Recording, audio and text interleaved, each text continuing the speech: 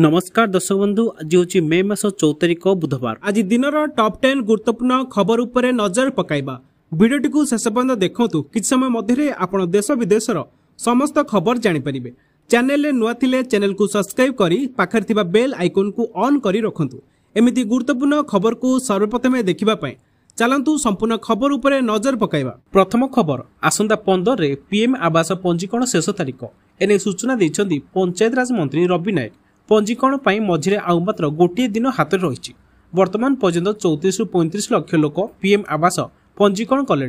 15 तारिख पर घर घर बुली जी योग्य ता सर्वे कर प्रधानमंत्री मोदी नेतृत्व में केंद्र सरकार प्रधानमंत्री आवास योजना 2.0 आनी। एथिरे लोकों को घर निर्माण पर आर्थिक सहायता दिया।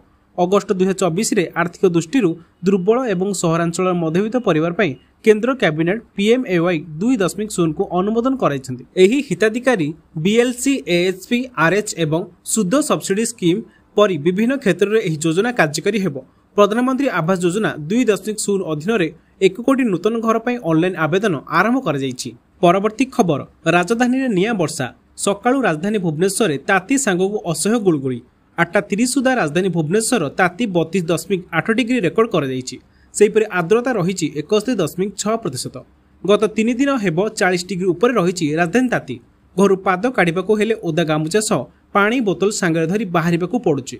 वायुमंडल में आर्द्रता परिमाण अधिक रहिबा हेतु प्रबल गरम और गुळगुळी अनुभूत हेउछि। 15 तारिख पर्यंत राज्यर अधिकांश जिले में प्रबल गरम अनुभूत हेबो बोली आकलन करिछि पाणीपाग विभाग। आगामी 3 दिन पर्यंत 2 रु 3 डिग्री बढ़िबो दिन तापमात्रा। सेपटे आज अंडमान छुईपारे मौसुमी। 24 घंटा मध्य छुईपारे दक्षिण पश्चिम मौसुमी वायु।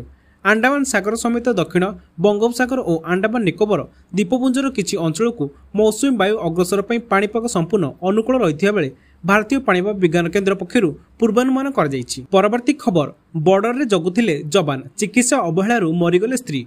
चिकित्सा अवहेलारू आखि बुझिले जवान को पत्नी। एभली अभावनीय घटना घटी झारसुगुड़ा जिला लखनपुर ब्लॉक टेंगनामाल गाँव में। स्वामी देश को रक्षा करते बेले स्त्री चिकित्सा अवहेलारू मृत्युवरण कले। कन्या संतान को जन्म दे चली जाइछन्ती स्त्री। बॉर्डर जगिथिबा जवान स्त्री मृत्यु खबर शुणी दुखरे भांगी पड़िछन्ती। स्त्री को सठिक भाव में चिकित्सा न मिलबारू मृत्यु होइतिबा अभियोग करछन्ती जवान। बुल्ला भीमसार रे चिकित्सा अवहेलारू मृत्यु होइतिबा अभियोग होइछि। भारत पाकिस्तान युद्ध भितर 15 दिन धरी अचेत प्रसूति पत्नी और नवजात शिशु कन्या को छाड़ी बॉर्डर जाइथिले जवान देवराज गंड। देवराज सशस्त्र सीमा बल में कार्यरत थिबा बेले पत्नी लिपि गंड 28 तारिख में एक शिशु कन्या को जन्म देइथिले। तेबे सही समय देवराज सांगरे थिले। पत्नी को अवस्था गुरुतर हेबारू बुल्ला आईसीयू रे 29 तारिख अचेत अवस्था रे थिले लिपि। किंतु मल्टी ऑर्गन फेल्योर हेबा परे जवान को पत्नी को मृत्यु घटिथिबा जଣା पड़िछि। तेबे आवश्यक समय तांकर सठिक चिकित्सा कराई नथिबारू तांकर मृत्यु होइतिबा परिवार लोके अभियोग करछन्ति। परवर्ती खबर युद्ध विराम पर जम्मू काश्मीर रे सेनार सर्च ऑपरेशन। पुलिस गुली रे 3 आतंकी मृत। सेना गोली रे 3 लक्ष्यर ए तोइबा आतंकवादी निपात होइछन्ति। जम्मू काश्मीर सोपियान रे एनकाउंटर करी 3 आतंकी को निपात करछन्ति जवान। युद्ध विरति पर जारी रहिछि सेनार सर्च ऑपरेशन। स्थानीय अंचल रे आहुरी आतंकवादी लुचि रहितिबा संदेह करा जाउछि। सुरक्षाकर्मी पूरा अंचल को घेराबंदी करिछन्ति। आतंकवादी को निपात करबा पई जारी रहिछि सेनार सर्च ऑपरेशन। पहलगाम आतंकी को धरिबा पई सुरक्षाकर्मी को तलाशी जारी रहिछि। सीजफायर पर प्रथम थर पर जम्मू काश्मीर एनकाउंटर करा जाई अछि। परवर्ती खबर उत्तर बुर्किना फासो रे बड़ आतंकी हमला। 100 जन को मारदेले नृशंस दल। दुनियार विभिन्न देश में लगातार आतंकी घटना गुड़ी को सामना को आसुछि। वर्तमान उत्तर बुर्किना फासो रे एक बड़ आतंकी हमला घटिछि। एथिरे 100 रु अधिक लोकंकर मृत्यु घटिछि। सहायता कर्मी एवं स्थानीय लोकों को कहवा अनुसार प्राण हराइथिबा लोकों मध्यरु बहुजन सैनिक थिले। जिहादी गोष्ठी एक सैनिक मानक आडा एवं अनेक समय घेराबंदी करथिबा रणनीतिक सहर जीव समेत अनेक स्थान को टार्गेट करिछि। उत्तर बुर्किना फासो रे एही आतंकी हमला अल कायदा सह जड़ित एक जिहादी गोष्ठी जमात नर्स अल इस्लाम वाल मुस्लिम बा JNIM करिछि। संगठन एही हमलार दायित्व मध्ये नेइछि। यह आतंकी संगठन आफ्रिकार साहेल अंचल में सक्रिय बोली कहुछि। परवर्ती खबर मे 17 रु पुणी आरंभ हेबो IPL मैच। 6टी भेन्यू रे बाकी 16टी मैच खेलाजिबो। एने BCCI पक्षरु नुआ कार्यसूची जारी करा जायछि। बेंगलोर जयपुर लखनऊ अहमदाबाद दिल्ली मुंबई रे खेलाजिबो मैच। जून 3 रे फाइनल मुकाबला खेलाजिबो। मे 29 रे क्वालिफायर 1 मे 30 रे एलिमिनेटर और जून 1 रे क्वालिफायर 2 मैच खेलाजिबो। तेबे प्ले ऑफ मैच गुड़िक भेन्यू एजे स्थिर करनी बीसीसीआई। नुआ कार्यसूची अनुଯାयी 17 मे रे बेंगालुरु रे कोलकाता और आरसीबी मध्य मैच खेल शेष लीग मैच लखनऊ और बेंगलोर मध्य खेल। भारत पाकिस्तान उत्तेजना को दृष्टि रखी आईपीएल मैच को सप्ताहक स्थगित रखा। सप्ताहक पर पुणी आरंभ हेब बोली कुआଯାउथिले भी मैच स्थान नहीं कौन घोषणा होई नथिला। दुई देश मध्य उत्तेजना लगी बेले मनोरंजन भित्तिक कौन कार्यक्रम उचित नुहे बोली कारण दर्शाई मैच को स्थगित रखिथिला बीसीसीआई। परवर्ती खबर मुख्यमंत्री बड़ घोषणा बेरोजगारी को मिलिब नियुक्ति सुजोग। मुख्यमंत्री मोहन चरण माझी मंगलवार दिन मयूरभंज बिशोई ठारे जिलार विभिन्न ब्लॉक 420 कोटी ऊर्ध्व टंकार विभिन्न उन्नयनमूलक प्रकल्पर शुभ उद्घाटन और भित्ति प्रस्तर स्थापन करछन्ती। एही अवसर में मुख्यमंत्री जिलावासी एक बड़ घोषणा करछन्ती। मुख्यमंत्री कहते केंद्र सरकार सहयोग में ओडिशा रे शिल्पायन क्षेत्र में व्यापक अभिवृद्धि घटिया जाउछि। आम सरकार राज्यर प्रत्येक जिले में शिल्प प्रतिष्ठा लक्ष्य रखिछन्ती। उत्कर्ष ओडिशार अपार सफलता आमे एही नुआ सुजोग आनिछु। समग्र ओडिशा रे व्यापक शिल्पायन संभावना सृष्टि होइछि। मयूरभंज जिले में मध्य आगामी दिन अनेक शिल्प प्रकल्प स्थापन हेबो।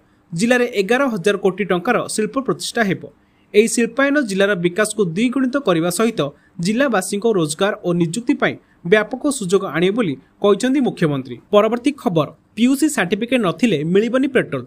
महाराष्ट्र सरकार नुआ नियम पीयूसी सर्टिफिकेट नहीं तो तेल नहीं। आपण गाड़ी पीयूसी सर्टिफिकेट नथिले पेट्रोल पंप रे तेल मिलिबो नहीं।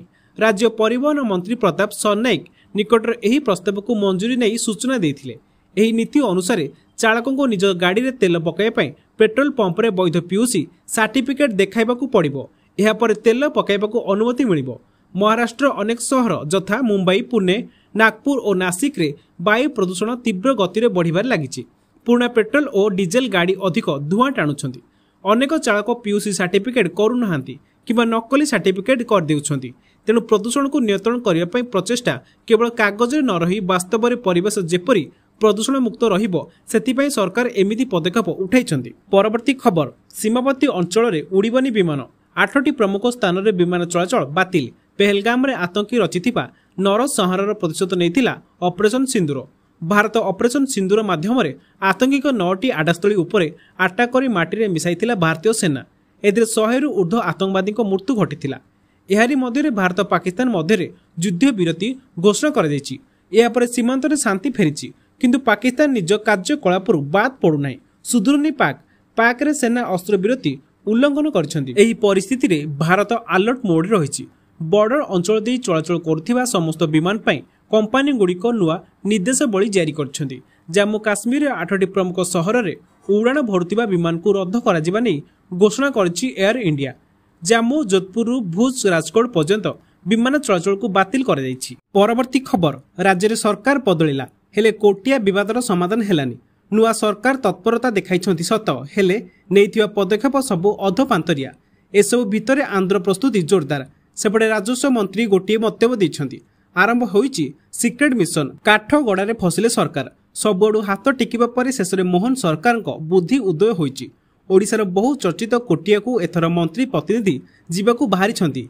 एथिरे सामिल अछन्ति राजस्व, गणशिक्षा, पंचायती राज, ग्राम उन्नयन और संस्कृति विभाग मंत्री। ओडिशा भितर आंध्रर दादागिरी को एथि प्रतिनिधि माने खाली अनुदान करिवेनी बरं स्थानीय लोकंक सह आलोचना करी अंचल समस्या समाधान लागि नेबे पदक्षेप। अंतराज्य विवादर समाधान लागि भी एमाने चेष्टा करिवे। राजस्व मंत्री कहिसंती गला 10 मास भितर किछि परिवर्तन आसीछि। गला 2 सप्ताह तले कोटिया विवादर समाधान लागि कमिटी घोषणा करथिले राज्य सरकार। एजाय कमिटीर रूपरेख नै कोनोसी निष्पत्ति नै पारि नाहांती। कमिटीर पूर्णांग रूप नै खसड़ा प्रस्तुत चलिथिबा मंत्री कहिसंती। एथिरे कोटिया उपरे अभिज्ञता थिबा पूर्वतन जिलापाल मानकु सामिल कराजियो बोली सूचना मिलिछि। परवर्ती खबर धर्म नाम रे आउ फुटाई पारिबेनी विस्फोरक बाण। विस्फोरक बाण उपरे एनजीटी पूर्वरु कटकणा लगाइथिया बेले एबे धार्मिक कार्यक्रम रे बाण न फुटाइबाकू दैछि निर्देश। एनजीटी रो हस्तक्षेप पर पुणी थरे खोलिबो चंदन यात्रा बाण विस्फोरकर फाइल। हरड़ गणारे पड़ जाइछन्ति प्रशासनिक अधिकारी। से चित्कार आज भी मने पकाई दउछि सेही काल रातिर घटना। पुरी नरेंद्र पोखरी चली थाए चंदन यात्रा। खुशी रे समस्ते मशगुल थिले किंतु हठात फुटिला बाण आउ आखि पिछुड़ा के चलीगला प्रियजनक जीवन। प्राण विकल रे शुभुथिला जगन्नाथ बंचाई दियो। एही घटना रे 17 जनक जीवन गला। घटना को वर्षे पूरी गलानी। लोके घटना को भी भूली गलेनी ଠିକ୍ ଏହି ସମୟରେ ଛାଟ ମାରିଛି ଏନ୍ଜିଟି। ନିର୍ଦ୍ଦେଶ ଦେଇଛି ଏଣିକି ଧାର୍ମିକ କାର୍ଯ୍ୟକ୍ରମରେ କୌଣସି ପ୍ରକାରର ବିସ୍ଫୋରକ ବ୍ୟବହାର ହେବ ନାହିଁ। ଏ ସଂକ୍ରାନ୍ତରେ ନିର୍ଦ୍ଦେଶ ଦେବାକୁ ମୁଖ୍ୟ ଶାସନ ସଚିବଙ୍କୁ କୁହାଯାଇଅଛି। ପୁରୀ ଚନ୍ଦନ ଯାତ୍ରାରେ ବାଣ ଫୁଟିବା ଯୋଗୁଁ 17 ଜଣଙ୍କ ଜୀବନ ଯାଇଥିବା ଘଟଣା ଓଡ଼ିଶାକୁ ଦୋହଲାଇ ଦେଇଥିଲା। ଘଟଣା ବିତିଗଲା ଆଉ ବଦଳିଗଲା ଶାସନ, ଆଉ ଏଇଠି ଅଟକିଗଲା ତଦନ୍ତ। ପ୍ରଶାସନର ଅବହେଳାକୁ ସମସ୍ତେ ଭୁଲିଗଲେ। ଏନ୍ଜିଟିରେ ଏବେ ପୁଣି ଥରେ ଚନ୍ଦନ ଯାତ୍ରା ବାଣ ଦୁର୍ଘଟଣାର ତଦନ୍ତ ପ୍ରସଙ୍ଗ ଉଠାଇଛନ୍ତି। ଯେଉଁ ବ୍ୟକ୍ତିଙ୍କ ଅବହେଳା ପାଇଁ ଏତେ ବଡ଼ ଦୁର୍ଘଟଣା ଘଟିଗଲା ତାଙ୍କ ବିରୋଧରେ ଦୃଢ଼ କାର୍ଯ୍ୟାନୁଷ୍ଠାନ ନେବାକୁ କହିଛନ୍ତି। ରାଜ୍ୟର ବିଭିନ୍ନ ଧର୍ମାନୁଷ୍ଠାନରେ ପୂଜାର୍ଚ୍ଚନା ଆଳରେ ବାଣ ଫୁଟାଇବାର ପରମ୍ପରା ରହିଛି। ଏନ୍ଜିଟିର ହସ୍ତକ୍ଷେପ ପରେ ଆଗକୁ ସେସବୁର ବି କଟକଣା ଲାଗିପାରେ।